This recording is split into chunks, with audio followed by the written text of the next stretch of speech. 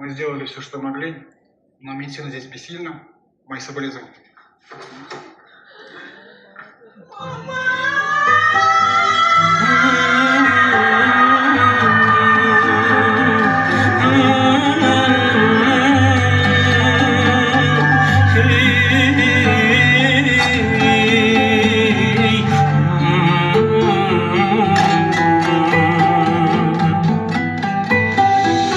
Білегін бесік қылған қарызбын ақшашына,